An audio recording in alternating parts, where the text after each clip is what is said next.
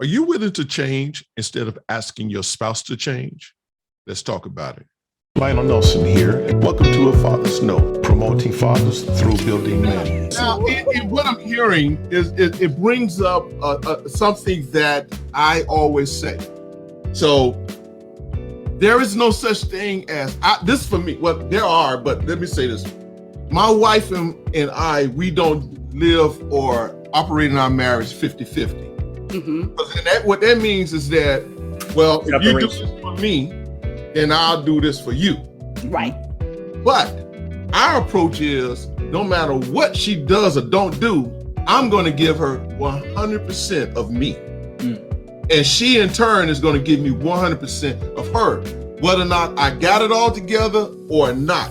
And I think where a lot of us go wrong, a lot of marriages go wrong and end up falling apart, is because they always focus on the little things that are not being done. And then there are a lot of little things. Okay, it may not have been there before you got married. Then all of a sudden, that here it is. You're married, and then this little thing or habit started coming up. Well, I didn't see that before. Now you're upset. Let me just say it like, let me just get this real ghetto with it. You get pissed off about it. Yes, straight up. Yes. Now you want to address it. Yeah, and straight up. You know what? I ask this question all the time whenever we do counseling. This is my number one question. I think we have a couple of viewers that are watching. They know this question. I ask them, okay, how long have you been dating? All right, and they say, well, a year, 2 years, whatever.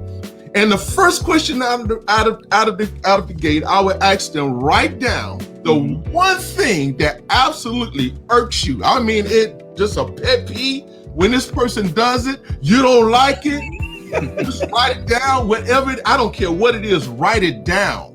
And then when they write it down, and they looking at each other like, I don't know if I really want to say this here. Exactly.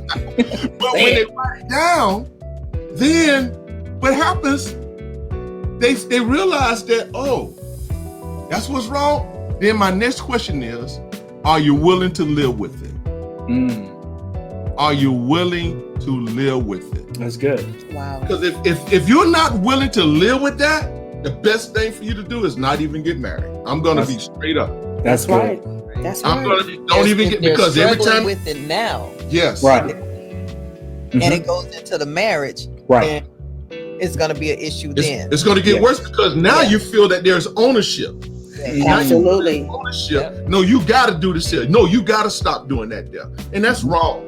That's what I'm going to say this here, and I'm going to get to the next question. Listen, couples, the worst thing you can do is to demand that your spouse change. I'm going to do my own mic drop. Okay? Y'all ain't got to say That's good. That's real good. You cannot change anything about that person. That's right. It's easier for you to change and to accept it than to ask them to change. Facts. To make you feel good or to make you feel loved. Okay, Facts. y'all want to respond to that, or I move on to the next question? That was straight facts right there. You got to change yourself. Absolutely. That's where Change yourself. Yeah. You know, I used to. You know, I have a very big built-in voice, amplified. So when I speak, right. You know, I'm aggressive at times. Just looking for the lightning to come down. So I need to learn how to talk softly. Bring it down a notch. Bring it down a notch. Yeah, bring it down a notch. Did I tap into something over there? You did. Wow. You did. Bring it down. Who you talking to? Oh my goodness. Well, what you not gonna do? And that's good. Let me tell you, because goes back to where I was raised with. You know, my mama taught. Let me tell you, my mama taught me how to be independent.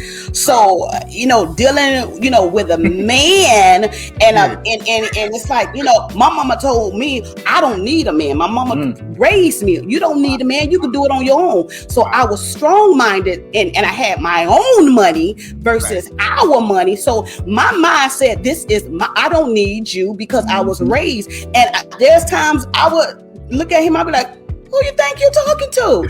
And he would look back at me. He said, I'm talking to you. You ain't with your mama no more. And see, we gotta see behind the preaching, the prophesying, the teaching, and evangelist. It's stuff that see. We was raised. What goes on in your house? Keep it. Some stuff we need to talk about. Come on, come on. Yes, I'm still a prophet. I'm still a preacher. I'm still a teacher, but I'm still submitted under a man of God.